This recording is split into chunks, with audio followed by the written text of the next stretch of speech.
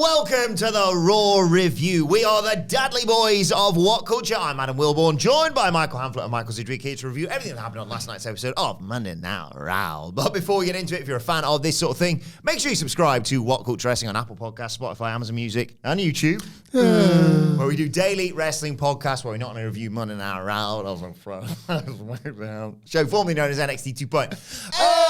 AEW Dynamite, AEW Collision, pay-per-views, premium live events. We have interviews, roundtable discussions, and a round of the week complete. A bloody good quiz, of course, on Wrestle Culture. As I said, though, joined by Hamflett and Sidgwick to review Raw. What did you make of last night's show? Class. Again. Class. Last week sucked, so not again. Maybe ignoring last week, but every other week. Like 2023 form this was. I think that's my AEW February 2022 minus 2023. Like we're hitting 2023 form again. They're quite the same. Like Golden Era's back, at least until WrestleMania, and then who knows what. I just like angle-heavy stuff in all the ways I wanted. A lot of wrestling as well on this show.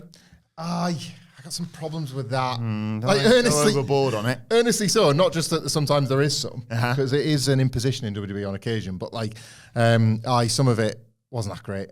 But some of it, 3 women's matches in a row, and one of them I think was the in-ring highlight of the night. To be quite honest, I thought the Gauntlet underperformed. Do you know what I said yesterday on the SmackDown review? Wilborn's done that Friday Night SmackDown for no reason. Just started doing it once, and because that's what he does. And of all the weeks to not do it, yesterday he didn't. And Cowboy Rock week. I know. I can't. Amateur. I can't top that. So why even try? Greatness does echo greatness, but I can't echo that kind of greatness. Jesus. Yeah, a great role. Sage, what do you make of it? There was some absolute dreck on here. Absolute dross. It's like really weird, very highly questionable stuff on this Raw. Yeah. But there was at least one like really, really, really good promo and at least one hot ass match. Nothing great. Maybe there was a bit of echoing greatness at one point. But no, I can understand if you really like the Fed, you would have had a great time with the show. I was personally a bit confused and put out. Confused. But we'll get to that. Well, before we get into it, Michael Sidgwick, riddle me this. Because we forgot to do it on the Raw preview. Yeah, the retention strategy. It's time for the Raw riddle. So we're going to do setting it up now, and then for retention, obviously, I'll remind me because I'll definitely forget. Yeah, I'm bad at that. We're going to reveal the Raw riddle at the end. So, to get your brain working over, guys, what question can you never answer yes to? Oh, leave that one with you. So, that's going to distract us from. At the start of the show, Drew McIntyre. I know what it is. Oh, well, don't reveal it yet. Yeah. Get in the mid-roll first. I think I know what it is. Drew McIntyre comes out. He calls Seth Rollins selfish, delusional, a hypocritical junkie for giving himself 2 main events at WrestleMania. They're doing the what bollocks again.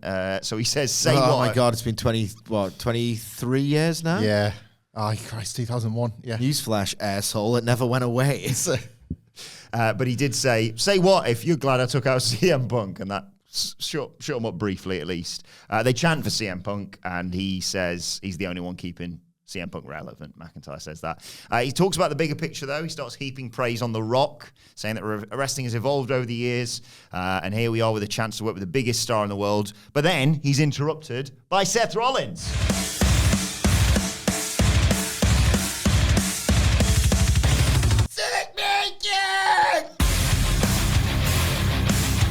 You all sang that. They did. They all did, yeah. Love singing this song.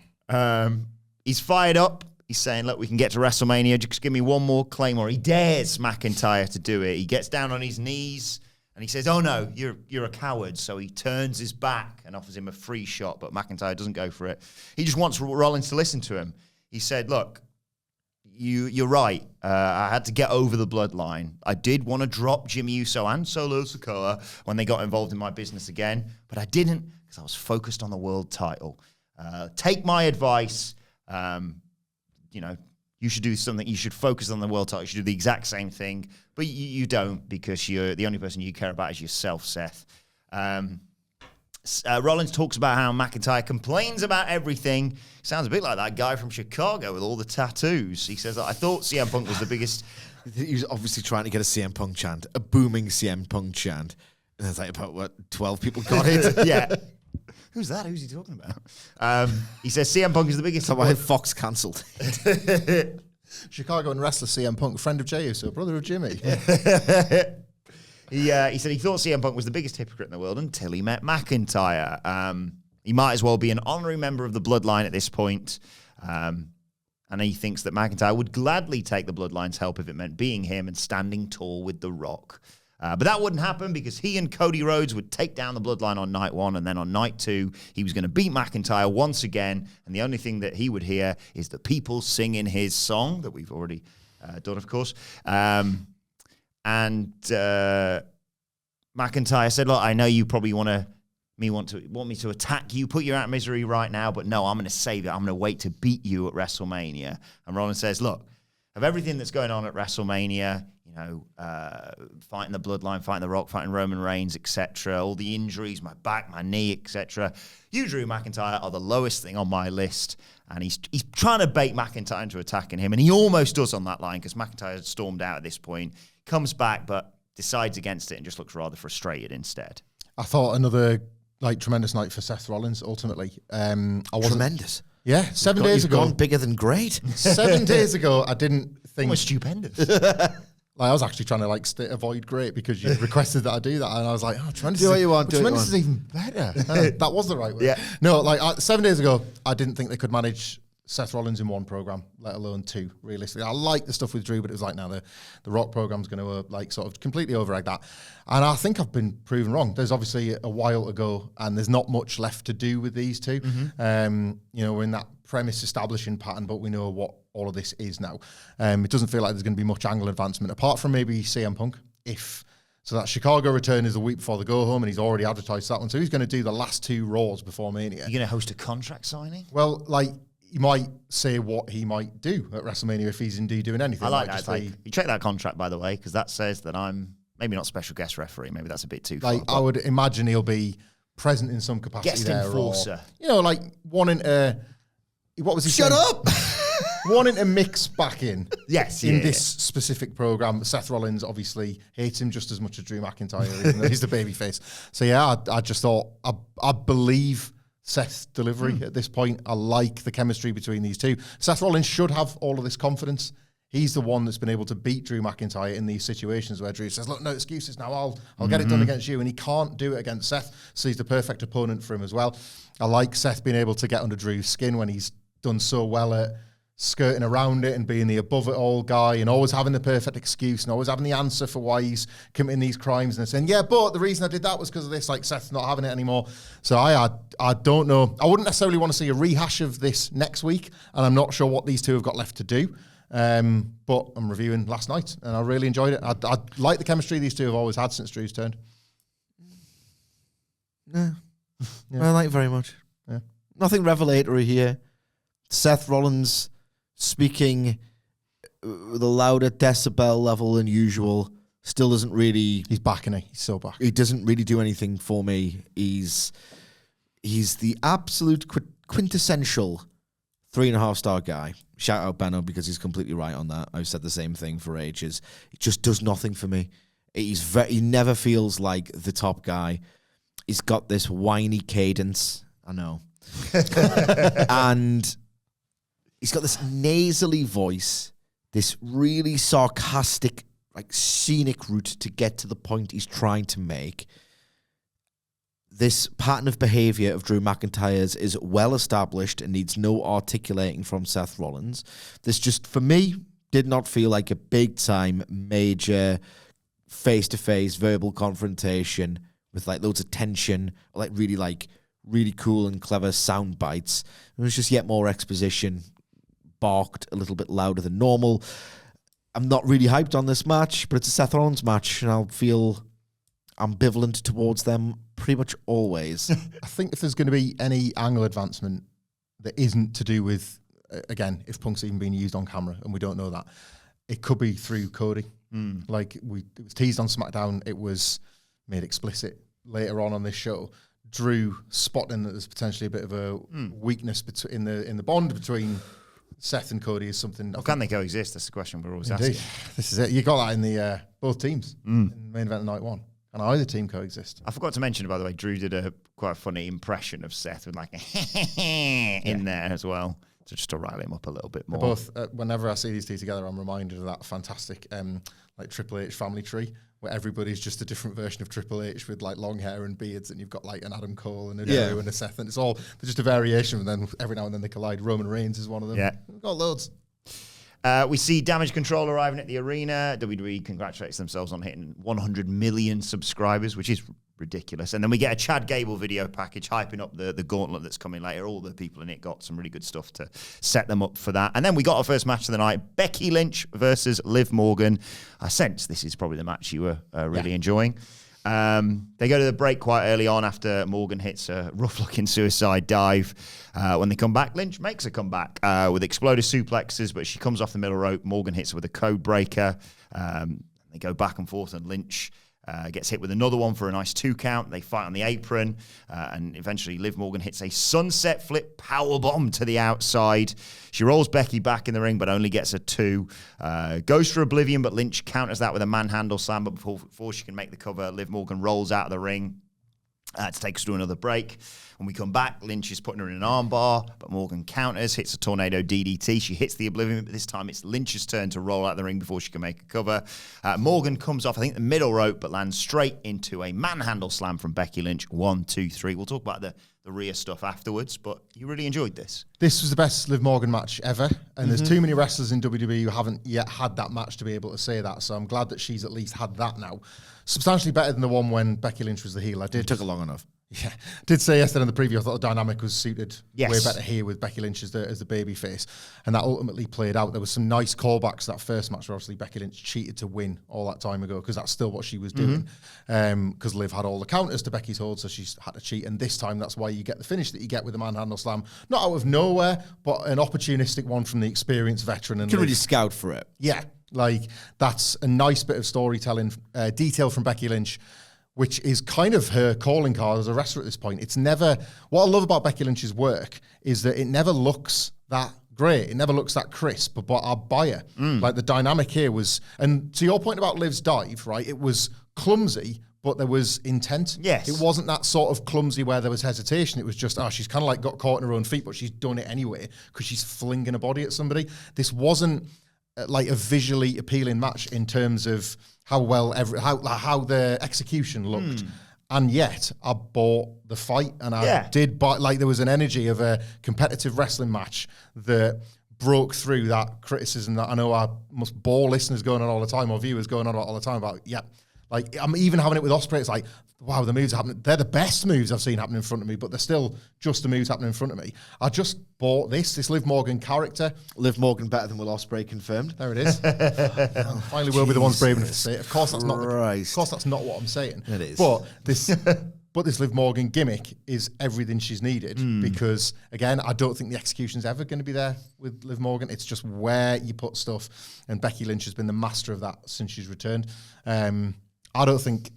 I still don't think like Liv Morgan's got better than this in her. People like forecast a much higher ceiling for her. We'll see. I think the character is much improved since she's returned, but another great night for Becky Lynch.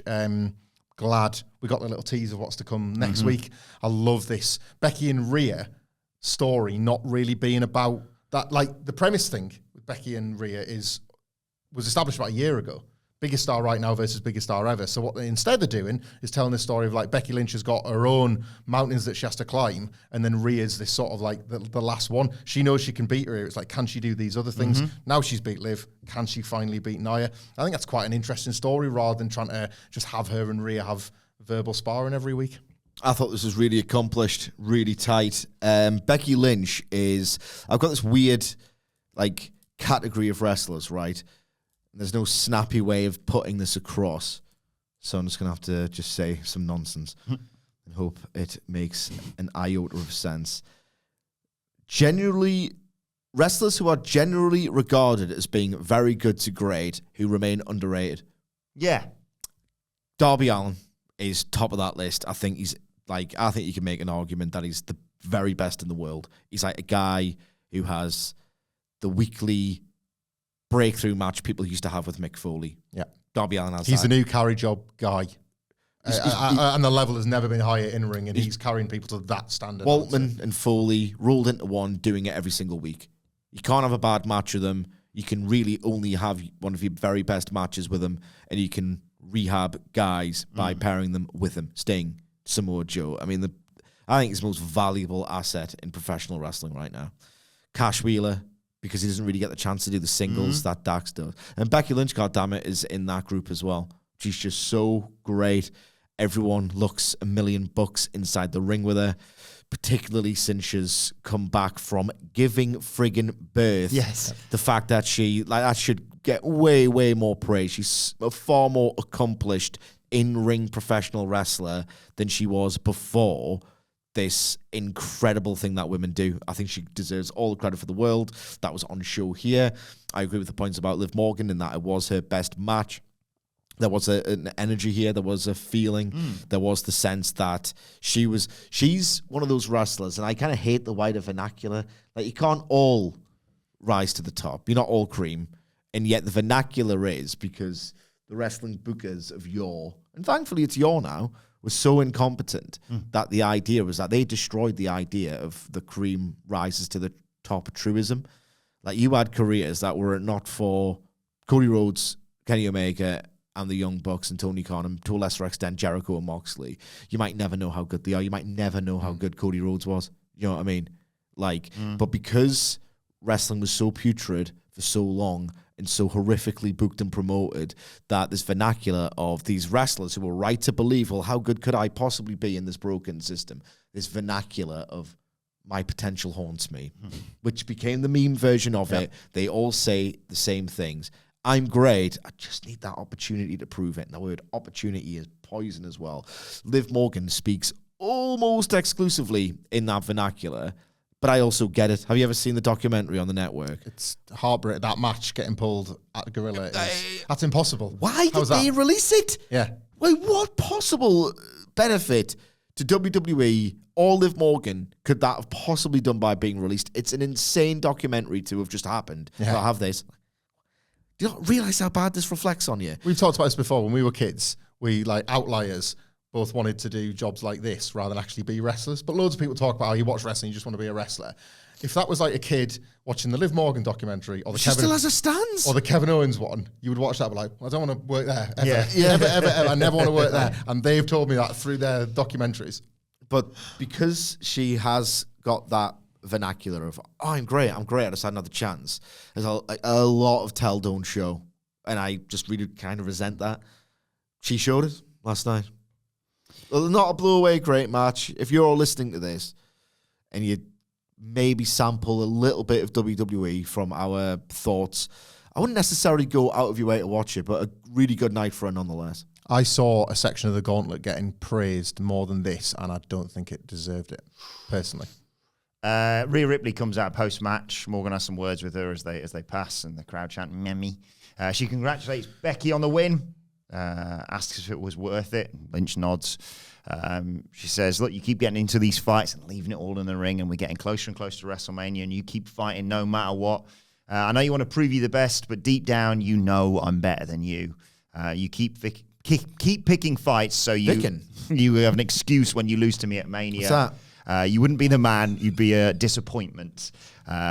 Lynch said she planted a seed of doubt in her weeks ago when she said that she was better, Rhea, this is. And that seed grew into a tree with roots and vines that wrapped around the whole world. What? Are you taking the piss? The scripting in this television show is often horrendous, and more people should point this out. And also, right, does not undermine the psychological campaign that you're trying to mount by saying that's your plan. It's like, all right, well, you don't really know what you're trying. You know what I mean?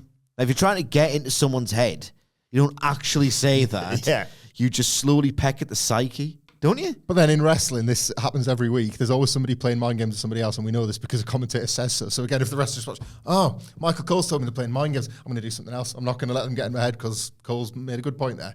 Like, it never... Good point, well made. They're terrible with that. This is a good story. Terrible with writing. Good story that they're ruining with bad scripting here because I like this Becky Lynch, Rhea Ripley thing and all this. The video package will be fine, but this isn't making it. Yeah. Word soup. Got enough trees on NXT last year. Yeah. Not enough trees for you though, surely. No, probably a few more if anything. Ripley said, Ripley had to remember that when people believed in Becky, she was good, but when people doubted her, she was great. Why did it take it so far? You know what I mean? Like, planted the seed. Right, where do we go with this, guys? Roots, branches, a whole tree. What are you doing? No one talks like this. Sorry, copyright Simon Miller. But, nobody talks like that. That tree kept growing until it was above the clouds. And that's where your head is right now. That's why at WrestleMania, we'll fight on the moon. It's pathetic. It's poor. It's a bit poor. Lynch said if it's her against the world doesn't stand a chance. See you at WrestleMania. Yeah, good story. Bad dialogue. Dialogue's atrocious. I hate how it's just generally accepted. No one watches this enough to bury it, but that's where I come in. It was time for a big announcement from the... No one watches it enough to praise it even. That's what I've found. That's why I come in. You look on the timeline, it's like, oh, nobody watched it. I mean, there's still no, curated follows, I guess. But I think the ratings matter much more than that. That's saying it's a juggernaut. You're right. You're right. A juggernaut that is not worthy of its popularity. I always appreciate you picking me up on how hot the Fed is. Thank you, Sid. Time for a big announcement from the general manager, Postman Pierce from Raw, and I can't remember the SmackDown GM's name. But they announced that Damian Priest and Finn Balor are going to defend their tag titles in a 6-pack ladder match at WrestleMania, with teams qualifying over the coming weeks, and the rest of the Judgment Day, all of the Judgment Day shown in the back. They're not happy, and they storm off to find the GMs to talk about this. Little Mikey Hamflet at home and see him with his Judgment Day Clays on, said this. No! I did a bit, and not even just because of the awesome truth. I mean, they'll qualify, but is this good? I wanted a big ladder match at WrestleMania, and we're getting it. Fair enough, yeah. How about me? Rather that than a one-on-one with awesome truth, to be honest. Thank you. Call me butter, baby. I'm on a roll. Yeah, I'm sure, look, we're very privileged in our position to be able to say that we'll be there live. Ladder matches, much better live than on TV. Much better. But I feel like... Disagree. Well, you see a lot of the wires. Yeah, well, this is it. So, thanks, Sidge. Yeah, you made me realise I was right in my assessment that it should have just been awesome truth and a straight up tag. Did not say that. Or their fellow Regeneration X members DIY. I get it. But, it's just a ladder match, isn't it? Yeah, exactly. It's a ladder match. I'll be hyped on the night, but... I've seen a pitch, by the way, as to why they might be doing this, which I think might actually be spot on, and I do apologise for whoever tweeted this, because you're going to have all the belts up there, and you're going to have Truth climbing one ladder, and you're going to have, Johnny Gargano climbing the other ladder, and they're both going to grab different belts. That's how you split the tag titles. It's not my pitch, just what I've seen, and I think that might be pretty spot on, to be honest. No, they'll never do that. That sounds like one of those things. Then again, they do belt swaps. Yeah. So maybe they'd be stupid enough to do that. Look, I'm happy with this. I prefer a ladder match on TV. How many ladder matches have I seen live? Maybe just one, We got one at Double or Nothing, didn't we? What? Didn't we have one at Double or Nothing? Wardlow hired himself off ladder at Double. Was it a ladder match? Or just had a ladder a match with a ladder. No, I think it was a ladder match. You had like a plunder match with Miz and Shane at 35, didn't we? But that wasn't a ladder match, like you said. So a ladder match at G1 Supercard 2019.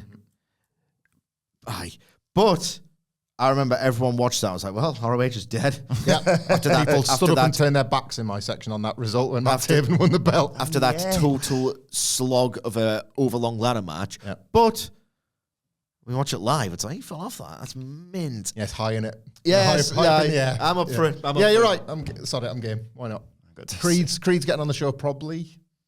Assuming that they qualify. They've got. I think they're against DIY in the qualifiers. Creed's hopefully getting on the show then. Oh God! Oh no! Yeah, the qualifiers. DIY. The qualifiers. Oh, unless they have losers, because there's 5 teams, including the champs, presumably. Last chance losers. Yeah. I hope it's the Creeds. I was exactly the same. So you got New Day versus Otis and Akira Tozawa. So presumably New Day there.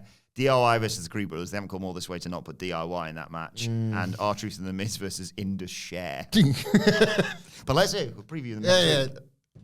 that's not stepping our own. Could go either way. But they're probably gonna have the losers.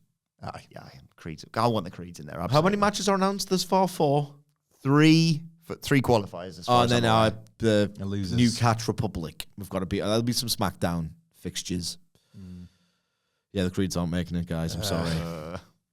It's a shame. Triple H is really good at booking though. Booker of the Year. Well, where's Andrade? Jake Cargill. He's Creed not there. Brothers. That's why he's Booker of the Year. Andrade's coming up in a bit, and he's not really a star, Jake though. Cargill, just let it play out. They showed pictures of The Rock, Bad Bunny, and naked John Cena at the Oscars. It's so random, guys. He's doing it for costume. He wasn't wearing anything. Travis Scott's also in the front row. And then it was time for Candice LeRae and Indy Hartwell versus Ivy Nile and Maxine Dupri. I'll be honest, I didn't write many notes on the content of the match because there's only one thing to talk about here, really. So Maxine Dupri goes for that caterpillar of hers on Indy Hartwell, and Candice LeRae stands in the way and says, "You shouldn't be doing that. You shouldn't be doing the caterpillar. Fans are booing you because you don't belong here. The internet comments are nothing compared to what the other women in the locker room are saying about her." It's in the middle of a match. Yeah, the ref's doing nothing at this point. And then I was like, "Oh, that's a bit." I know it's storyline, but it's all right. And then she said, "You should be glad your dead brother's not here to see what a disappointment you are." Maxine Dupri obviously very upset by this. And then Indy Hartwell, confused, but also, I want to win the match. Boots her in the face. LeRae knocks Ivy Nile off the apron, tells Hartwell to pin Dupri, which he does, and they pick up the dub. Do you know what's put me in mind of? The safety police argument, right, about wrestlers and their bodies. And it's like, no, wrestlers can do what they want. They have to agree to the spot before they're going to do the spot. I understand that take. And then also I understand that wrestling's a pretty dirty business. Yes. And when a wrestler turns down a spot, their card might be marked, or they might piss off the wrong person politically or whatever. And it's like, can you really say no to these things? I'm sure there's situations where you feel comfortable to, and then others where you don't. It's not just as simple as, that's their body, they can do what they like with it. I sort of felt like that about this here, because this being used for content is obviously not going to be something that won't have been discussed backstage. However, how comfortable is Maxine Dupri with saying no when it's been pitched? Has she pitched it herself as a way to, sort of try and help use this real life situation? Because they can't say you're terrible because you botch. They can say you're terrible because you suck, but they can't say you're terrible because you botch. There's a key difference there.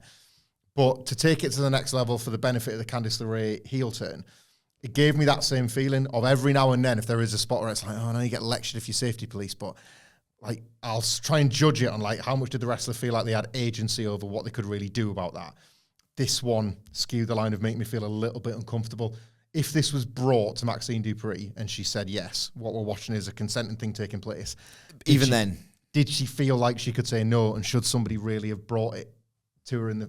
It's like I don't feel great about it because I think wrestling has evolved past the point where like this gets Candice LeRae heat. Nobody anymore is going to. There's a lot of dead relative stuff going around in wrestling right now. Well, nobody and this is the thing, right? Christian, to such an extent that Christian Cage only uses it for heat by turning it into a bit of a farce. There is nothing earnest about the way that Christian Cage talks about dead family members. It is done in the most pantomime way imaginable for then him to get like comeuppance within the middle of the match. Nobody is going to tune in. Don't get me wrong, I wasn't like, my sensibilities weren't offended by this, but I'm not going to tune to Raw next week and like feel the anger burning in my heart over Candice LeRae because she said this. I'm going to sit and think, who put this together and said yes to this? Yeah. It's the same thing when Sid talks about you can't get heat out of a beatdown. Like, you can, but like not necessarily as easy as you used to because people don't buy it as a work of fiction as much. I think that applies here. Like Candice LeRae comes across like a really nice person. Nobody is going to be like, she's really changed. Like, whatever happened to Candice LeRae? Yeah.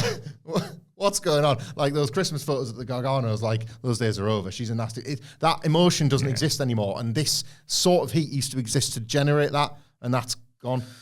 Yeah. On principle, I don't know where I stand with it because sometimes it's really blackly hilarious. In the case of Christian Cage, like the Reed Flair one was just brutal. When he says, "You have a father," and he is dead. Like, the way you deliver that is like, this is a joke. It has come to my intention that you have a father, ... and your father is dead. Look, ultimately, like, is it funny? Is it good? Is it funny or good? Or is it just rubbish? That's where I lie on this ridiculous fictional, like the fictional bad things about wrestling. The older I get, I'm like, oh God, who cares? There's much bigger fish to fry in this toxic hellhole of an industry. Was this good? Did I believe it? Was it effective? Was it like deliciously cruel and funny? I was as offended, or probably more offended by the delivery and how bad it was than the line itself. Yeah. Truthfully. Like, if it comes to pass that this was inflicted upon Maxine Dupri in a bid to try, right, everyone thinks you're crap, that's kind of our fault. That's on us because we've flung you out there with like a quarter of a cage match page. Right, we want ideally the fans to like you, so this is our way of doing it. Will you go? Is that okay? That's is what it is. Maybe it's their idea. I don't know. So all I can at this point pass judgment on was it good? I was offended by the delivery more than the line itself. You know, you're kidding. It was absolutely rubbish. This mid-match monologue, this no one speaks like this, especially when you're meant to have this adrenaline coursing through you. Like, beyond the fact that you're meant to be in a fight, which this match will never ever look like. You're meant to be in the process of like a fight. They can do this really like exposition monologue. It was pathetic. Absolutely pathetic. I sensed as well with the finish that obviously they're trying to have Indy Hartwell be a bit more innocent in all of this and not really wanting Candice LeRae to embrace this side of her personality. But if that becomes a runner, and it's like, well, Indy keeps getting the win, and she doesn't really realise that Candice has turned into a really nasty piece of work. How can you not realise? How can you not realise? Yeah, how can you not realise this is obviously probably the talking point maybe coming off of this show, and she could just watch it. They can't run with this. Again, it's another thing, you just can't do it. Yeah. You can't believably tell that story. Maybe in NXT you can get away with it. We know those characters live exclusively on Tuesdays. Oh, yeah. But other than that, sorry. Other than that, you can't tell that story either. And I sense that out of the match, that might be what they're going to try and do. Like Indy's like, why are people being so off with me? I was just at catering with Candice LeRae. I don't know what the problem is. You sense that's where it's going. Yeah. Right, following on from that, no Rhea Ripley and no Dominic Mysterio is off enjoying, quite rightly, presumably on his honeymoon. But Finn Balor, Damian Priest and JD McDonough confront the GMs, and of course, not the GMs, but Balor, Priest and McDonough collectively. They're in the f***ing Judgment Day. Yeah. On the other side. May have gone slightly around the houses. The Judgment Day are terrible. I will miss them. I hope they come to an end soon. Just say that. Balor hates ladders, and he hates the idea of this. His head off. Yeah.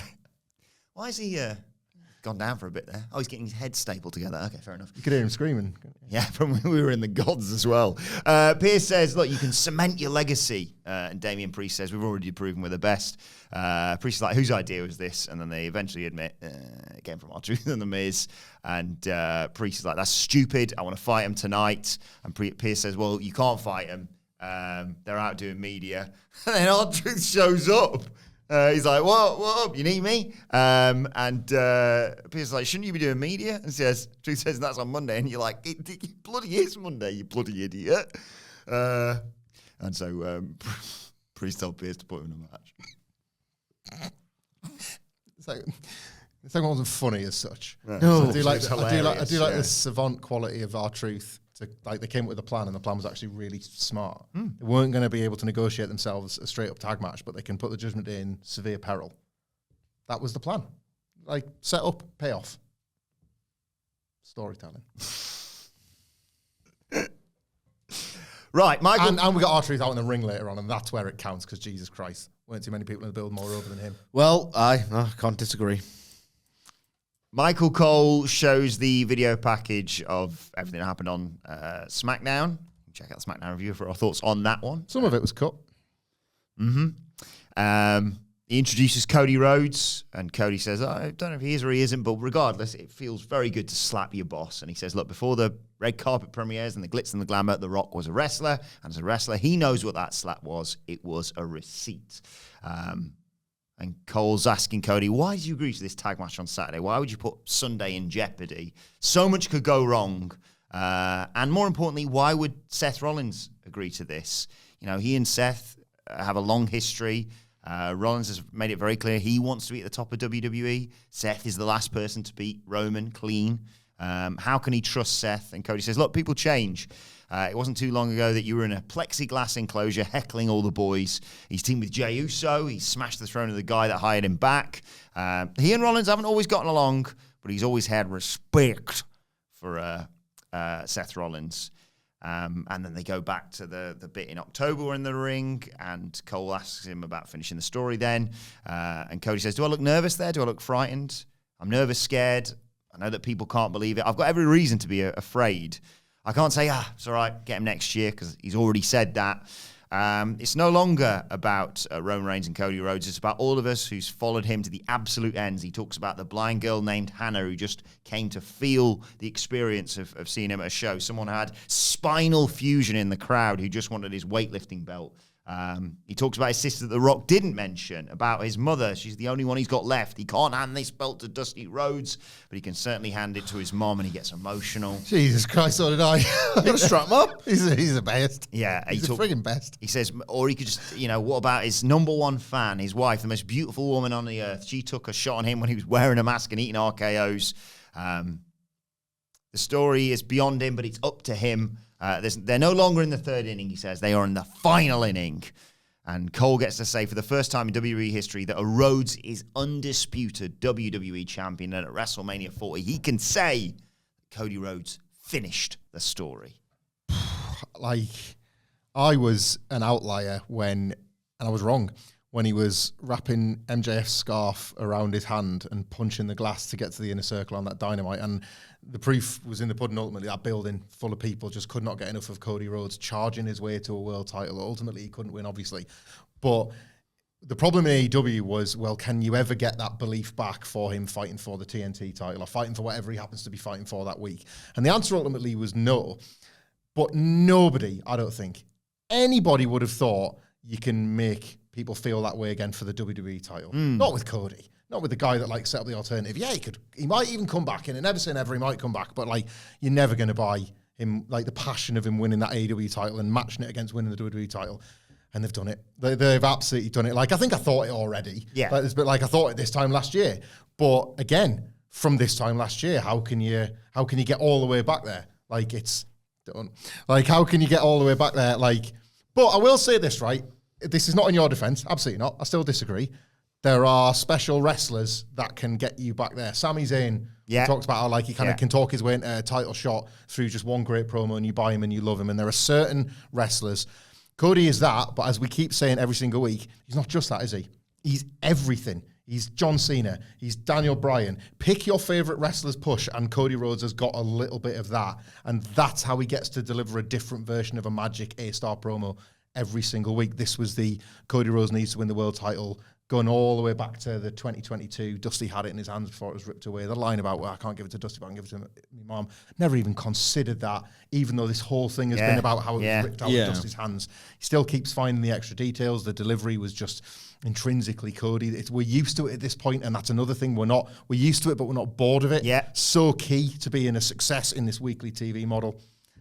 Impeccable stuff again from Cody Rhodes. A 5-star promo. And you could even consider it a greatest hits. Yeah. Greatest hits, the tears. But he's just the absolute best. I was thinking about this, right? Because he's covered most of the content. His delivery was fantastic. He can find the way to tug at the heartstrings. He's just he's the most real guy in that incredibly synthetic world. And that's really the key as to why he is as over as he is. Another reason why he is as over as he is that everyone who follows AEW primarily is probably rooting for him on the outskirts. He's a guy who made pro wrestling better. He is the one guy who will ultimately leave pro wrestling better than he found it. There's no one else who they can say that about Cody Rhodes. He's so over and he's so beloved that it's almost as the AEW fans were willing him on from the outside because he's just made that, was instrumental in making it. And for WWE fans, he's given them a worthy competitor to thrash in a derby. You know what I mean? So he's just beloved by everyone. He's earned all of it. And I was on X for my sins the other day, and there was this, those 4-picture things, like these engagement form posts where no one cares about the answer. They just want you to share it so that they can drive more followers to their account and monetize it and whatever. It's one of my least favorite things. It's which one of these wrestlers should have held the world title? And it's late 80s, early 90s pictures of Mr. Perfect, Jake the Snake Roberts, Ted DiBiase, and maybe... But it was rude. Probably like you can name those 4. Ravishing Recruit. The answer's Hulk Hogan. Yeah. Randy Savage.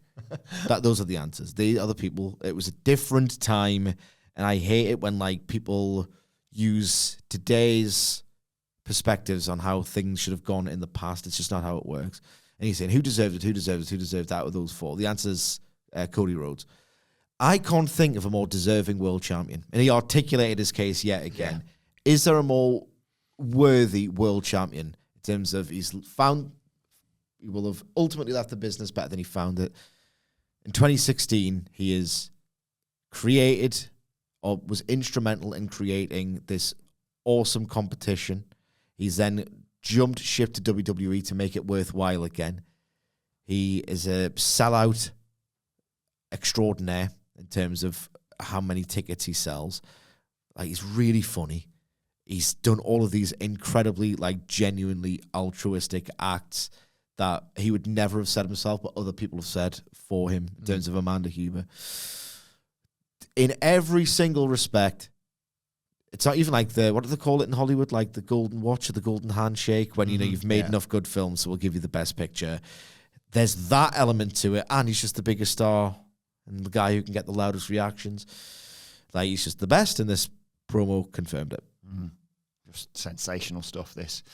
Then we got our third women's match in a row. It was the women's tag team titles on the line. It's the Kabuki Warriors defending against Shayna Baszler and Zoe Stark. The champs get knocked out to the floor as Stark hits a big dive to take us to a break. We come back. Stark's cleaning house, hits a running splash on Kairi Sane in the corner, but Sane gets her in that tree of woe and hits a top rope double stomp for 2. Asuka comes in, knocks Baszler down, set up a running blockbuster. Again, Baszler's down for a 2 count, but Stark makes the save. They set up Stark for a Sane's insane elbow drop, but she slips out, super kicks Asuka. Stark gives Sane a Z360. Baszler hits a running knee strike, but Asuka just at the last second dives in to break up the cover.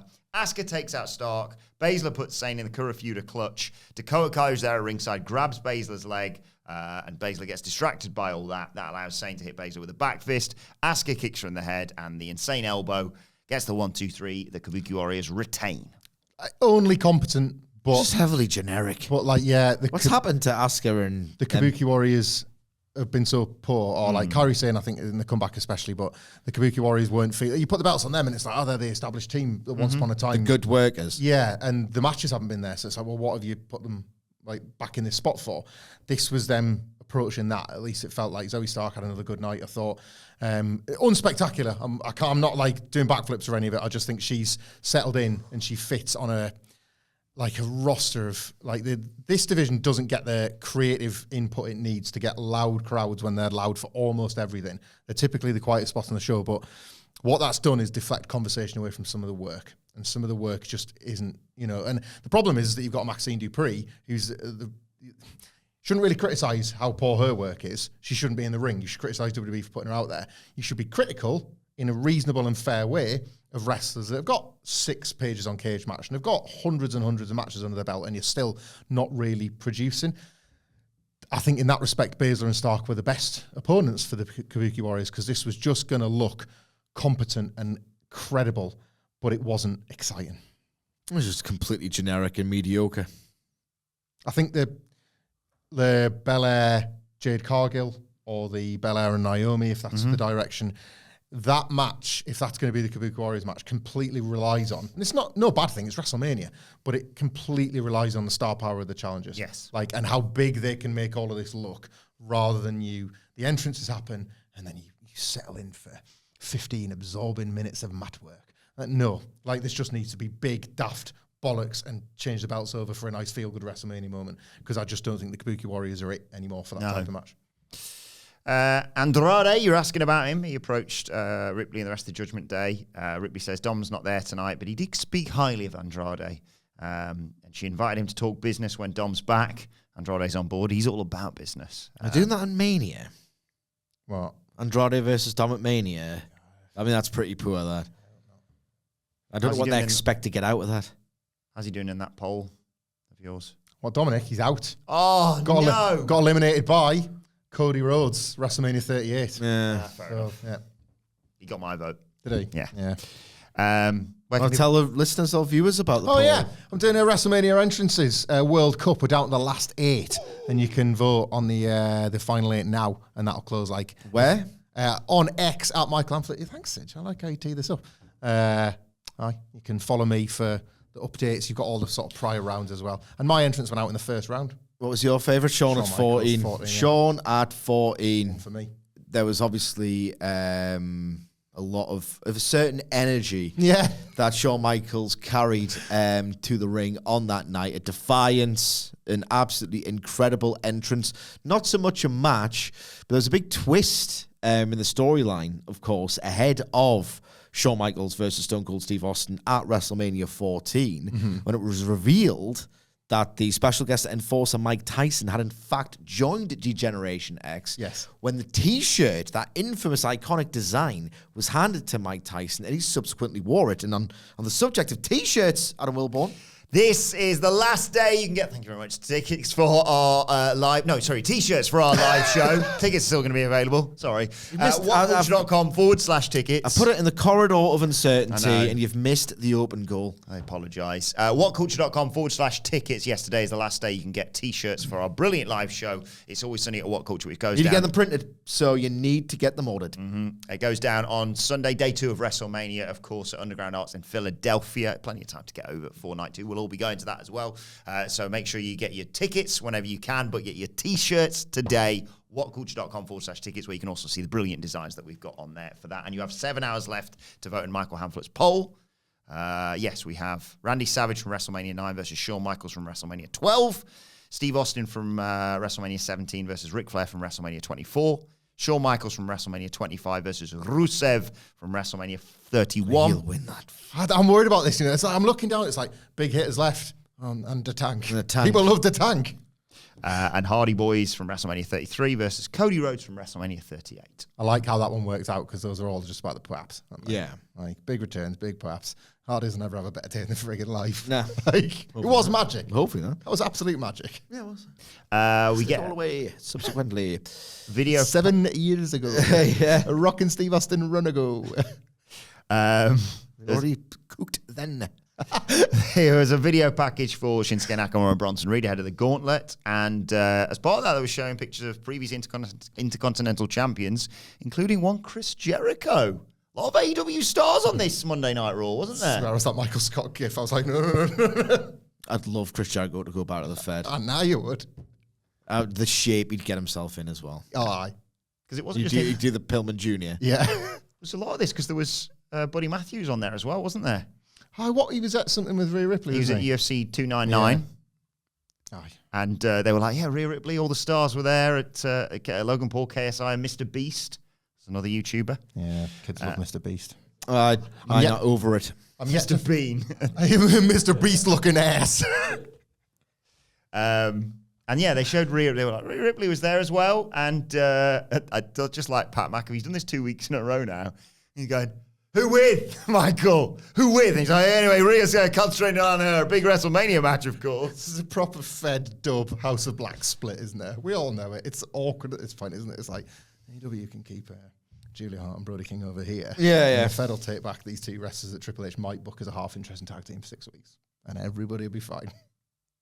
A lot of AEW stars on Monday Night Raw last night. What's that face? Just saying. But what are you just saying? Just saying, they cater to the fans. They're the listening promotion. Damian Priest versus R-Truth came next. I thought he was doing some kind of cockamamie theory about a forbidden door or something like that. Hey, you never know. No, I do know. Okay. Damian Priest. Listening to all the fans going, we want Buddy Murphy in a sighting on Raw. It's what we want. Damian Priest versus R-Truth came next. Priest's shot on R-Truth was so unexpected that Michael Cole was doing his like ad read or something. He's like, "What's happened to R-Truth?" Just dropped him. But then Regeneration X came out to cheer on R-Truth. Johnny Gargano asked for this. 100%. Yeah. He's campaigned his whole career for it. He's basically asking for it, so when he gets it, he can't complain. He avoided Generation X. Do you think that like he'll be begging at WrestleMania, come out to the DX music? It'd be my dream. He come out and tank then. Oh, he's going to come out in a tank. It was not a It tank. wasn't, it wasn't even a tank. Yeah, it wasn't. not the tank. It was a Jeep with a cannon on it, basically. Something like that, yeah. It's always been my dream since I was a young boy. So you could come out of the ring and ask 80,000 people to suck my cock. Yeah, I was going to say, Sid, you come out on a Jeep with a cannon on it. You wear sort of black and green. Maybe have some glow sticks. Yeah. You make the sign. What else could you tell fans to do to show that you're a knockoff D-Generation X? You'd have to tell them to suck your cock. Time to suck my cock. Regeneration X. Suck my ass. Oh, not quite the X. Anyway, balls. Truth. He missed Roy's 30, so we never learned what it meant. Yeah. That was where we all found out. But Yeah. Gargano wasn't watching. Yeah. Oh. Suck my balls. Suck my balls. Doing the Mike Tyson DX thing with the arms. Suck my balls. Suck my balls. Lower Mike. Any last words for us? Suck my balls. Suck my balls. You all right, Johnny? Suck my balls. Suck my balls, N64. Truth avoided a razor's edge and hit a running clothesline off the apron. Priest hit Truth with a flatliner after a break for a 2 count. And then Truth does John Cena's comeback, including an AA for a near fall. He also puts Priest in an STF. But then McDonough and Balor attack DIY at ringside. Truth goes up top, takes out, and when I say everyone, I mean everyone, with a big dive. Goes back in and gets hit with a clothesline from Priest and a South of Heaven for the 1-2-3 post-match. Judgment Day, take out DIY, stomp out Gargano. Priest chokeslams Ciampa on the apron and a coup de grace to Gargano, just proper puts the boot in. So I was fantasy booking what R-Truth might do at WrestleMania on account of how hot this was and how excited I am to see him get this nice. It was like electric. When he's out there, the ring, people love him. And then I was thinking about John Cena saying how he wanted to work WrestleMania. And if there's one thing I know about John Cena, he kind of loves burying the Miz out of a weird, deep-rooted insecurity that he shares with CM Punk. Now, what about if you get to an awesome Truth situation and then, like, Judgment Day are so determined that Truth can't win these belts that they take out Miz beforehand, and then Truth has to go it alone and needs a partner. And John Cena gets on the card by being Miz's mystery partner, and Cena and Truth win the belts. You in, guys? No. John Cena working a ladder match is an absolutely funny, isn't it? absurd. Imagine that. An absurd pitch. Wasn't the champion ladder? Flies in the face of reality. What else is he going to do? I don't need John Cena there because I've got R-Truth doing his spots and I'm more into that. He's busy with Sticky Manicki or whatever that show is that he's doing. What's that? I don't know. It's been on the... He's putting it out there. He wants to be honest. He wants to be on the card. Yeah. He's putting the bags out online. Sticky... Ricky Snicky, thank you. Sticky Manicki.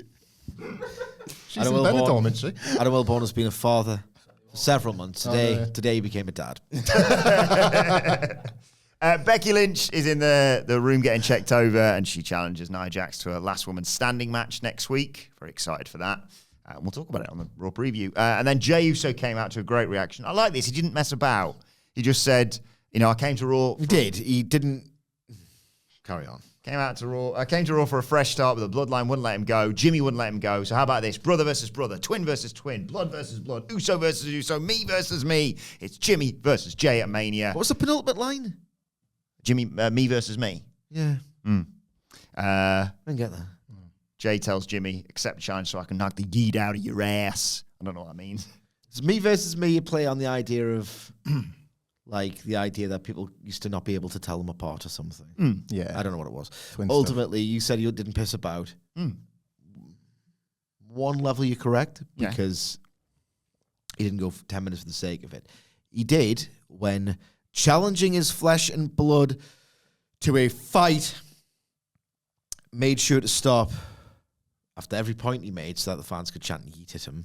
But the reason for that is, of course, because we're going to go to SmackDown. And what's Jimmy Uso going to say in reaction to this challenge? No heat. So let it play out. He wants to keep the heat up his ass rather than having it beaten out. I didn't get that bit at all. No, I didn't get that bit. Yeah, he shouted. It's always like a bit of a, people get clouded by the shouting. It doesn't necessarily mean good things. This didn't feel like he's about to have a fight with his brother. This does not feel remotely like two brothers. It's like the ultimate, you can't do that. Maybe it's like, being correct. Maybe it's being born early enough. Yeah? Yeah. To know the difference and to know how it should have been done. Yeah. Brother versus brother. Just like you remember it. Brother versus brother. I'm talking about me and Kane. Shut up. No, Brett, no, that's the template and everything falls below that. Yeah, this isn't even really... It's not meant to be a bit of crowd interaction. No, I think a fairer comparison... They should have really just, pulled it all back and just not been Jey Uso yeet for the night. Just one night when he's doing this specific thing. I think the problem, though, is... Well, the problem is also... The fans like to do it. Yeah. This Hamlet was watching this in his living room. I'm so excited to do that. It's not Rhea and Dom. It's nowhere near Rhea and Dom. However, right, for the audio listeners, I'm doing the Jey Uso thing. I'm as excited as Pat McAfee to do it in person, right? That is what they've got here. They've not got a blood feud. I was watching them pair off in the Rumble. I was like, we're done here. Might just have a banter match. Maybe, Jimmy Uso's banter's been better than his serious stuff. So maybe they just get daft with it, and that's the better way. And that's why it's not Brett and Owen, and it can't really feel like that because but it's not Dom and Ray. That would be the comparison I would use. That was fabulous. That was very silly, but it remained serious enough in the build for it to matter that Ray could finally get his hands on him. But it was daft on the night, wasn't it? So maybe that's the road they take with it, and that's why you can get away with doing that. Loads. I'm buzzing for it. Jimmy wins, so they go again at Backlash. No, this is a really bad night for the Bloodline, or weekend for the Bloodline. You think that's it? Yeah. And Jay kind of has to win, so arguably Jimmy's less in the picture for hopefully Bloodline rules on night 2. They've never done this in the 2-night WrestleMania. One of the reasons why the vibe has never been as good at the end of night 2 as night 1 is that they do a massive big babyface finale. Bianca Belair, Stone Cold Steve Austin, Kevin Owens and Sami Zayn. They probably should flip it this year and have it end with the Bloodline winning, and then it's like people leaving more nervous and anticipating the main event rather than, oh, great, and now even more this. Oh, the night 2's got that sort of air of sadness about it. They need to flip that this year. Yeah, and arguably, it's not like you're going to be sad at the end of night 1. No, you've just seen The Rock. What's better than that? Nothing. You get your one chance to try and catch his elbow pad. I think where our seat's going to be, it's going to be a long old shot. That one. It's got the big arms. There's a video package for Gunther. He gets interviewed by Jackie Redmond. Some people are saying he's become overconfident and he's underestimating tonight's contenders. He doesn't care. He's focused on his legacy. He beat Ricochet 640 days ago to become champion. He's elevated the title to new levels. Yep. Best of the best are going to lay it out there tonight just to face him at Mania. And that's affirmation for the work he's put in. Took a lot to be in his position, and he wished good luck to tonight's winner. He's really, I love how insincere he is. Doesn't really respect anybody, and I quite like that about Gunther. There's going to come a point where he's going to have to show a bit of deference or something to maybe it's Cody Rhodes the day comes where he's going to fight for the world title, but right now, why should he? I really like that about him. You mentioned Mr. Perfect before. That's how it feels with him. Peerless. They announced Muhammad Ali is going to go into the Hall of Fame, which is great news, and then previewed all the big matches we've got coming next week with the ladder match qualifiers. CM Punk's return to Raw in Chicago in 2 weeks. And, of course, Becky Lynch and Nia Jax, a last woman standing match next week. And then it was time for the Gauntlet with about, 40 minutes left on the show, something like that. Could have been worse. Yep. We started with Ricochet versus JD McDonough. I was actually surprised by the discipline. Yeah. Yeah. When it was going on last, when I realised, oh, my God, they're going to main event with this. What? Ricochet goes for a flying crossbody, but McDonough catches him with a gutbuster. Ricochet tries to come back. McDonough gets his knees up on a lion salt. He hits a brainbuster for 2. Ricochet hit a poison rana and McDonough hit a Spanish fly. Right, allow me to rant here. I figured this was coming. Allow me to friggin' rant on this, right? I had a bit of an existential crisis when I watched this spot, right? Because I'm thinking, and I've wrestled with this for quite some time in terms of my coverage and how I approach it. I think I'm largely on the correct side, but now I don't know what's correct anymore. This is going to sound ridiculous, but just go with me here. When it's always been bad. It's been bad since AEW launched. I think 2021 or 2022.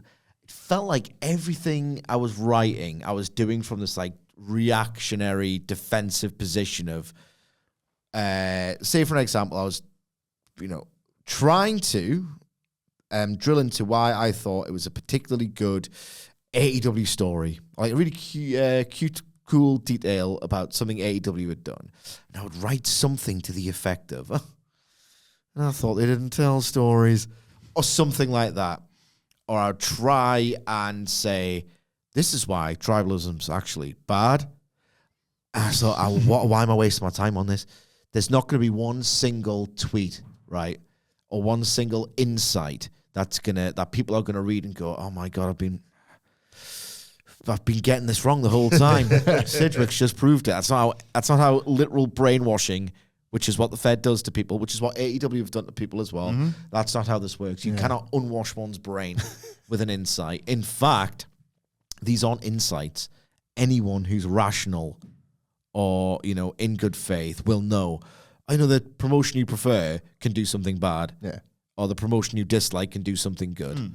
I heavily lean, in terms of my personal preference, towards one of the two wrestling companies. Do you know what I mean? So I had a bit of I watched this spot, and I'm thinking, do you just ignore it? Or what's the right thing to do? Or do you call it out for what it is? Like, when does the sheer amount of wrestling media who just go, like, I listened to the Voices of Wrestling podcast, the flagship, when they made this point. And it did it struck me a little bit of, I mean, there's a lot. There is a lot of anti-AEW coverage, like a lot. And should it go unchecked? I think principally, yes. Just ignore it. If everyone could just ignore it. Because the worst genre of tweet isn't, this thing didn't sell in this AEW match. That's one of the worst genres of tweet. The other worst genre of tweet is, here's why the bad takes bad, guys. It's like, anyone you're not insightful for saying this. Yeah. And some really good accounts get caught in that trap, which I've been trying to genuinely avoid for the last year. I've had to, honestly, and it depends on how much of a bubble this all is. It can't be doing AEW's wider perception any kind of favor when people will go, well, Ospreay's not selling. What an amateur hour show this is, blah, blah, blah. And it's all complete nonsense as well. Do you push back, or do you just see it as noise? And I'm going back to, do you push back? I don't know what to do. All I know is, right, I see a spot in this match with that soulless wrestler, JD McDonough, who's on Fraud Watch. I remember he had a match with Tyler Bate in NXT TakeOver UK. Mm-hmm. And I was like, this is just fraud nonsense. Total, this will get us a reaction. The most cynical, soulless hockey fight that he does. I think JD McDonough is a bad wrestler. If he was getting massive booming reactions for this stuff, I would have to say, not for me, but a very good and effective wrestler. He takes a head bump on a Poison Rana, pops back up, and Will Ospreay's not allowed to do this in AEW, but JD McDonough does it in WWE, and no one says anything, right? And does the Spanish Fly. It's a version of an Ospreay Takeshita spot, right?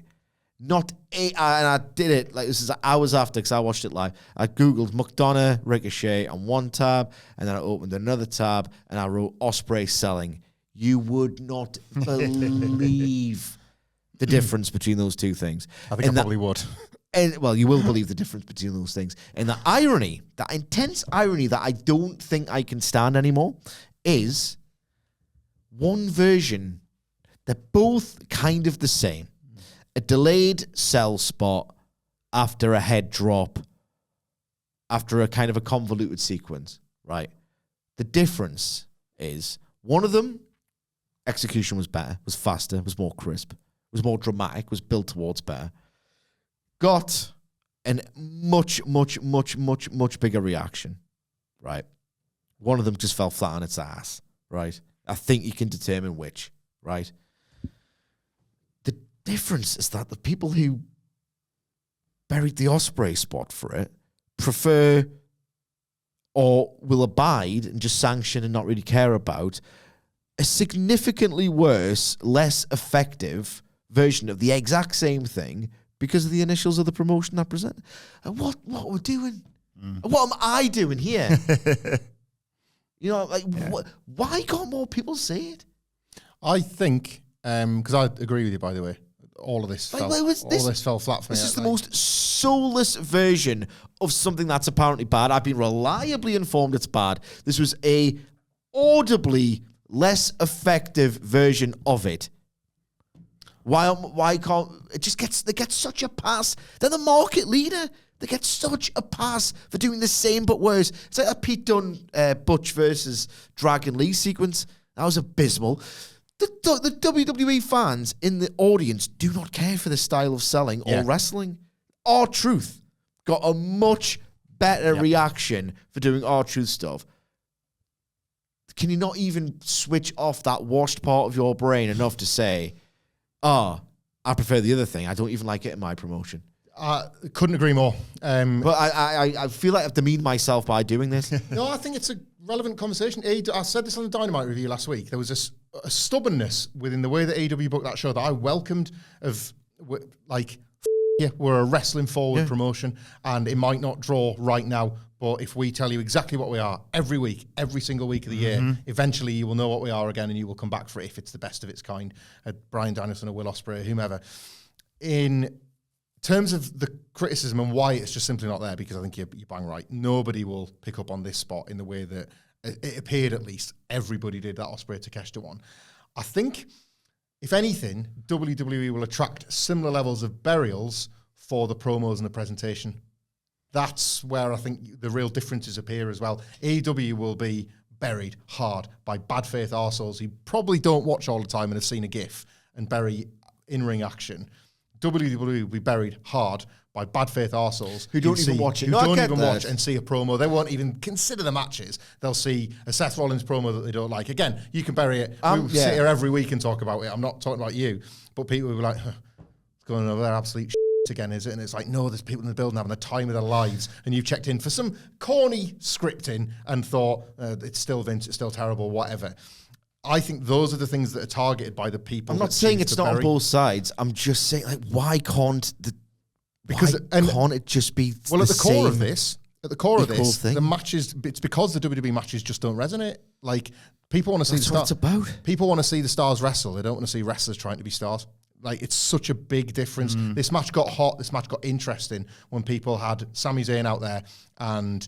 But it's the exact same thing as what I'm saying. Oh yeah. But like we've moved so far away from that in terms of like the discourse online that like, and I have a huge problem with this. I like Ricochet and JD McDonough.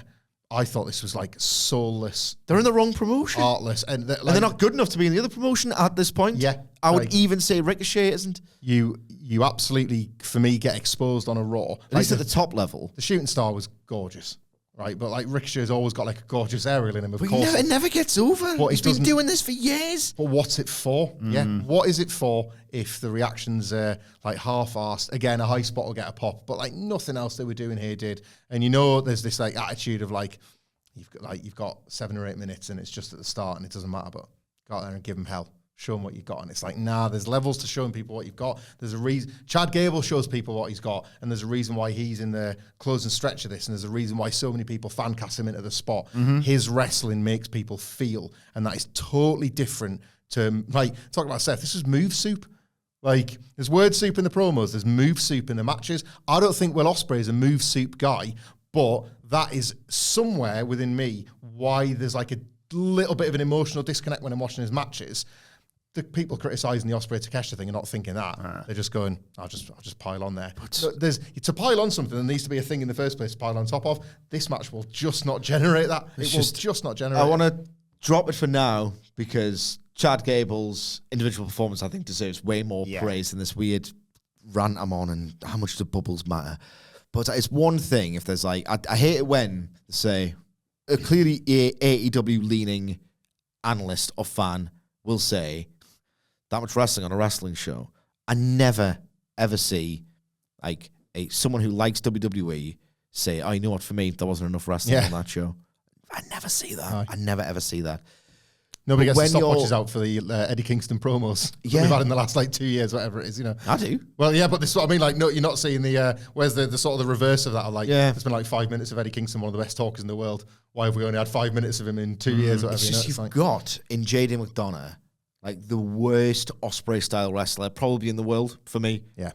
And again, if he was getting reactions, I'd probably be kinda. He just doesn't get where he's working or who he's doing it for.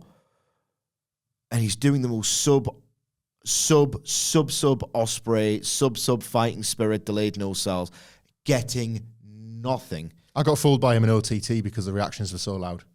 That's the difference. That argues. I got fooled by thinking, man, they've got someone pretty special here in this Jordan Devlin, because in that setting he was built as a star, a homegrown guy. That It just underscores how ill people are genuinely. It's one thing if they're going, oh, that Ospreay stuff sucks. It's not selling properly enough. And you're saying, oh, Randy Orton's the guy for me. You know what I mean? Yeah. That's like, right, can we just watching two different things and you should just shut the up about one of them because it's obviously not for you? Like, they've got a worse Ospreay in WWE and no one says anything. It just drives me insane. Absolutely insane. It's possibly the worst. And it shouldn't. It really shouldn't. This Ospreay is he's an industry leader and he's an innovator, and he may have he's obviously followed on from those that came before him. But Kenny Omega. He's one of those. Yeah, he's one of those wrestlers that has absolutely he's changed the game in a way that people are going to look to a Will Ospreay to be that. Like Nick Wayne's a good example of somebody that would probably look at an Ospreay and think that's my ceiling. Like the copycat Will Ospreay era is going to be a dank and a bleak one. It already because is. the guys are killing them. That style involves you killing yourself, and if you're doing it in front of a crowd that doesn't care, if you're doing it in front of even audiences that do care in the right context, a WWE audience will go nuts for great wrestling, as we saw in this very match. But again, it matters the hows, the whens, and the whos as well. Like if you're JD McDonough, we're not even doing this in Undertaker. Slow it down, kid. It's don't do it at all, kid. Don't do it at all, Figure out kid. a way to get over and then pepper it back in. Yeah. That's the difference. Ricochet's trapped. I think Ricochet probably would do all right in AEW. I think he probably would. his aerial level is such that he's probably got something in his life. I'm not an idiot. That I'm not nobody trying else to in the be world- this guy. Yeah, no, that he's probably got something that nobody else in the world can do. JD McDonough absolutely doesn't get over and then start doing this stuff again, because Poison Rana in Bayley versus Sasha is one of my all-time favorite probably moments in pro wrestling ever. But Bayley's not going to drop that in the middle of a SmackDown in a match as she builds up to a WrestleMania match. It's when you sort of allow yourself to do something as dangerous as that to make it count. That's it was such a juxtaposition. Yeah. For Bayley to do that to somebody. How bad must she have been wronged? Yeah. To be that violent. They don't get it, and they should. For the good of their own health, let alone for them actually getting over and getting reactions and making money. Making money. I was up there and most definitely the top 50 draws, so I know a thing or two. It drives us insane. It shouldn't. It really shouldn't. I'm sorry. I apologize. It's fascinating to hear you two talk about it, genuinely. Ricochet hits a Death Valley Driver on the apron following the break. No problem. Crowd are out getting snacks. McDonough slides back in the ring just before the count of 10. Ricochet hits him with a lion salt. Northern Light suplex into a vertical suplex for 2. McDonough goes to the eyes, chucks him into the ring post. He gets a near fall off that, but in the end, Ricochet pushes McDonough off the top and hits that great shooting star press for the 1-2-3. Just hope X has got this unique appeal to attract the weirdos. You cannot have people with these thought processes in wider society. I hope it's not an accurate sample of what people are like. Yeah. You cannot be thinking like this. You cannot be this wrong. You're not allowed to be this fundamentally incorrect about the way your brain works and things. I think it's always real life stories that remind you of the bubble, and you need that reminder. Like the Kate Middleton one at the moment, it's probably just she probably just pick the best Photoshop where all the kids are smiling, because it's annoying when one of your kids doesn't smile. But in the world of Twitter, it's AI. She's a robot now. It's somebody down the pub. Yeah, I'll do that all the time. We take 6 pictures and the one where the kids are the best. No, she's a robot. I've not heard all the conversation we've all been having, all of us. Got BBL, so. Bronson Reed was out next. Ricochet realised what he's up against, so hit him with consecutive dives. But in the end, Reed catches him, slams him, hits the senton, hits the tsunami for the 1-2-3. I thought they laid this out really well in terms of the order of people. Then Sami Zayn comes out. He hits a moonsault off the barricade to take us to a break, but when we come back, Bronson's back in control. He's got Zayn on his shoulders while standing on the middle rope, but Zayn slips out. Sunset flip powerbomb. He gets the 1, 2, 3. Zayn advances, but as Nakamura enters, Reed lays out Sami, hits him with a tsunami, and Shinsuke's coming out to pick the bones, basically. He tries to immediately hit a Kinshasa, but Zayn counters him, cradles him for a 2. Nakamura, though, recovers, uses his kicks Sami Zayn over the announce table, I think, to take us to a break. Nakamura still in control when we come back, but Zayn hits a blue thunder bomb for 2. Zayn gets kicked in the head by Nakamura, but as Nakamura misses a middle rope knee, Zayn capitalizes by immediately hitting him with a haluva kick and the 1, 2, 3. So we are down to our final 2 to see who will advance to face Gunther at WrestleMania for the Intercontinental Championship. It is Sami Zayn versus Chad Gable. Chad Gable walks down to the ring. Sami Zayn is in real trouble, but Gable stops himself, allows Zayn to get up, helps him to his feet even. Zayn fires up and they get at it. Gable immediately hits him with some big German suplexes, puts him in an ankle lock outside the ring, but in a great spot. Zayn kicked him off, sent Gable into the steel steps, and it looked like he'd just been killed. Basically, he's just slumped up against the stairs to take us to a break. When we come back, Gable hits an exploded suplex off the top for a 2. Goes for a moonsault. Zayn gets his knees up, gets him with a roll-up for 2. As forearms and slaps between the two of them. Zayn boots Gable. Gable reverses a blue thunder bomb into an ankle lock, but Zayn just makes slaps, by the way. Oh my God. Zayn just gets the ropes for a rope break, blocks the Chaos Theory, hits an exploder, but because of the bad ankle now, he's limping to try for a haluva kick, so Gable can avoid it and put him in an ankle lock again.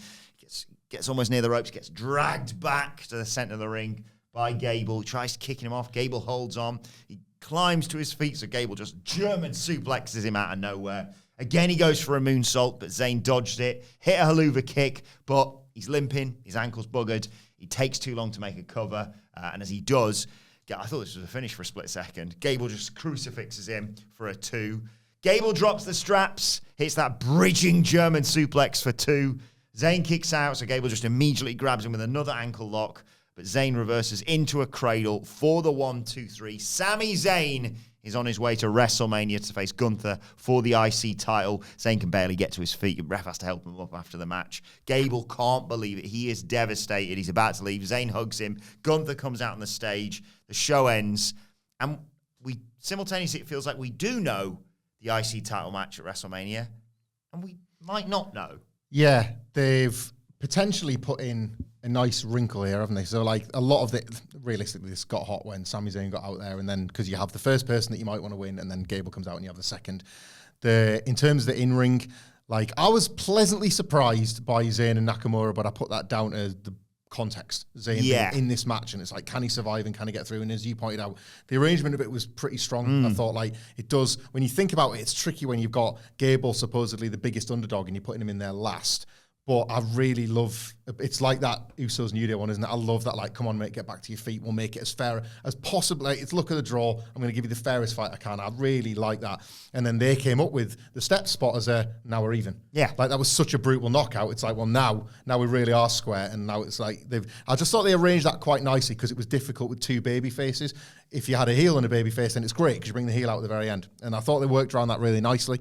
Gable and Zayn was every bit as, like, high energy as I wanted it to be. Sami Zayn, like, has these, like you mentioned, I like fraud watch as a phrase. Like, I think some people dare to put Sami Zayn I got it from football Twitter. It's great, man. Like, they dare to put him on fraud watch sometimes just because he's had such a hard-hitting career and he's carrying around a lot of, like, injuries that he doesn't show you. But, like, physically his body is starting to break down from, like, many years of hard bumping. He was saying the guy was Elgin. No, well, there's a rumor. There's a rumor. He borrowed a lot of his style. It might not be particularly founded. Yeah, but I'm just saying there's things about the rumor that make sense. he copied a lot of El Generico's bumps. Yes. So, like, he's got a similar bump card to Generico. When he first arrived in NXT and WWE, he was going just as hard, and then all of a sudden there was a slowdown. Smart, realistically, but I think that, like, this might have been a misapprehension of what Sami Zayn still got like in the tank, and you see that here, and that was just amazing to watch. I love that. Gable's facials at this point as the underdog babyface are perfect because he's had about like 5 years of practicing, but now he's in stories where you can actually use them rather than I'm quite short and the G on my jumper's a ruler. Like now those facials are for a good cause. He wants to avenge his crying child. Perfect. Loved it. The finish, pretty inspired if they are going down the triple threat route, because the way that obviously they pulled the shoulders up, like I don't think Chad Gable in the moment felt wronged. No. But if it's a thing where he's like, look... Or if Sami, like the footage is there, he's off the ground here. Sami the Honourable Man saying, one more match, and then like, it's like, I'm pulling from weird examples, but like Mr. Perfect doink, Marty Jannetty doink of like, we're going to have to go again. We're going to have to go again. Like, and if he can't get a finish, that's how you get to the three-way, fair enough. If not, if WWE are just going for the safest route, then so be it. And like, Chad Gable gave it his best. Like, he couldn't have argued his case anymore wrestling-wise to get into this, and he's just not done it. But I feel like that finish was there to let this carry on a bit. That's interesting. I had a completely different read on the story told, why they told it. I think they're going to turn Chad Gable. Yeah, I think they're turning Chad Gable, and this would be a really, really great platform on which to execute that turn. Like, he kind of is revealed to be maybe a bit of a fraud. He comes in last. He should be winning. He's talked his not his trash, but he's bigged himself up. yeah. He said he wanted to do it for his kids. How can he live with himself? I think they've planted some seeds here, and who knows, maybe those seeds could grow into roots and branches and wrap around the whole world that that Chad Gable inhabits. That's what all people say, yeah. That's what I mean, maybe people do speak. We were saying exactly that over the desks before. Yeah. How we get to the exact word? Yeah. So my initial impulse was Sami Zayn, one of the most talented and likable professional wrestlers of the 21st century, is going to wrestle a final boss at WrestleMania. I should feel awesome for Sami Zayn. I don't. Therefore, it's a failure. They've split the difference. They've confused me, right?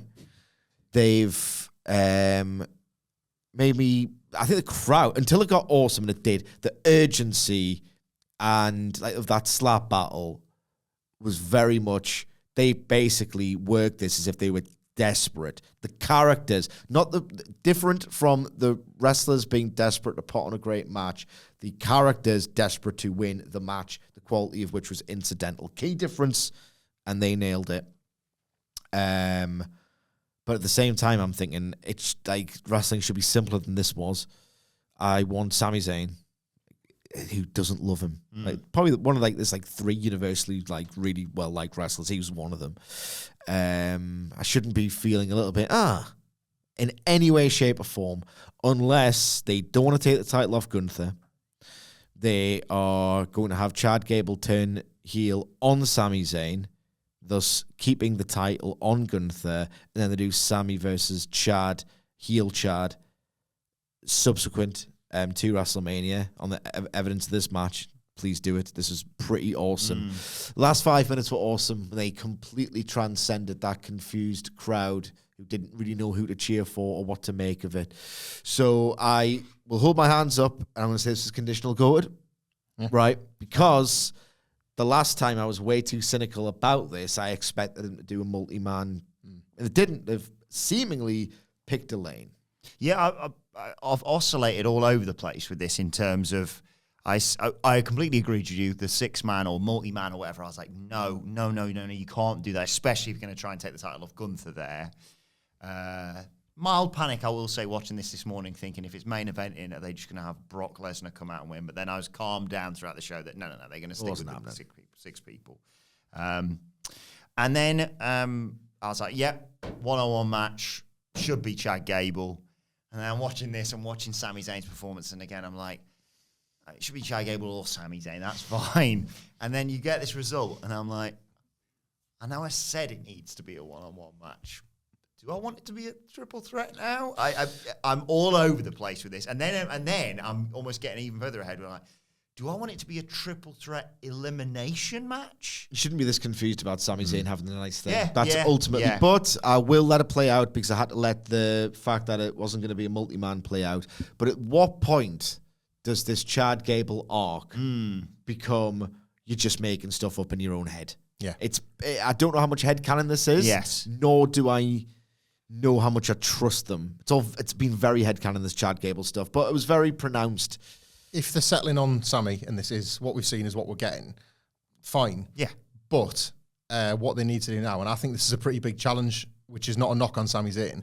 I think that if there's an emptiness that anybody is feeling about Sami winning over Chad Gable, is that Chad Gable came with the possibility of Gunther losing. I don't think that's there with Sami Zayn yet. I think the work they've got to do starts now because Sami's it. You could do it one promo. Probably can, yeah. But like Gunther and Sami on the night, great. But right now, nobody's sitting there going, "Oh, we're going to get a title." Gunther's actually going to be beaten, and that's the challenge. Yeah, there's a bit in my head.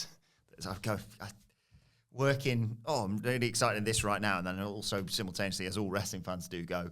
And yeah, in 6 months' time. So I'm going, okay, so they do Sami and maybe they do a Chad match with Gunther further down the line. Maybe he gets dethroned in Berlin, a Bash of Berlin, by Chad Gable. Or maybe they'll do something like that.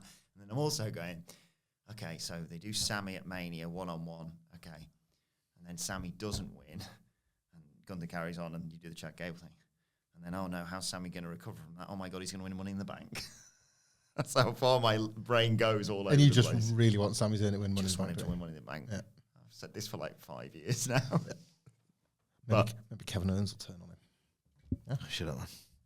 This is a good time to end, but before we do. Yes, indeed. I love the spooky quality of the... I'm intrigued that, everything else seems pretty set in stone for Mania. The fact that they have this, I mean, the tag multi-person match obviously still not done, but yeah, I'm intrigued to see how they follow this up next week. No, but preview it. Before Comes every week. Before we wrap up, it's time for the conclusion of the Raw Riddle. Gentlemen, I asked you, what question can you never answer yes to? And I think I have an answer. Oh. It might be too silly. Okay. Set me up again. What question can you never answer yes to? Are you dead? Oh, it's good. It's not right. It's not what I've got. Wait, it's not what I've got written down here from I was saying there's loads of answers to riddles. 101 riddles for kids and adults. So, It's a good answer. and good news is we're only at 5. So, I know we've only done like 1, but we've had some fun. We got a bit carried away when we first discovered and created the Raw Riddle. Could Chris make us a Raw Riddle spreadsheet? See if we can get through all 1,000. Michael Hamlet, what question can you never answer yes to? I don't know. I'm not topping Sidge's answer. I don't know. And I'd That's forgot. wrong. So you can't top it. It was wrong. It's Use his as a template. Don't give a clue. Don't give me a clue, sorry, dick yeah. face. It's just for fun. Can you never answer yes to? Yeah. Have you got a voice? I think there's a button for that answer, actually. No! No! No! No! The answer I have in front of me. What question can you never answer yes to? Are you asleep yet? Oh, you're very close. It's good. It's not right, as some might say. I hear it in your 2-sentence horror story People voice. do talk in their sleep, though. So... Well, don't take it with me. Take it with 101 best riddles for kids and adults, just to see how smart you really are. So, Follow me at M6. follow Michael Hamlet at Michael Hamlet. Follow me at Adam Wilborn. Sorry, we've gone all over the place there. Oh, yeah. You can follow all of us at What Culture WWE. You can follow our brilliant producer at It's Adam Nicholas. And make sure you subscribe to What Culture Wrestling, wherever you get your podcasts from, for daily wrestling podcasts, because we will be back later on today to bring you all the fallout from beep, beep, get on the bloody road, NXT Roadblock on the NXT preview later on today. But for now, this has been the Raw Review. My thanks to Michael Hamlet, to Michael Sidgwick. Thank you for joining us, and we will see you soon.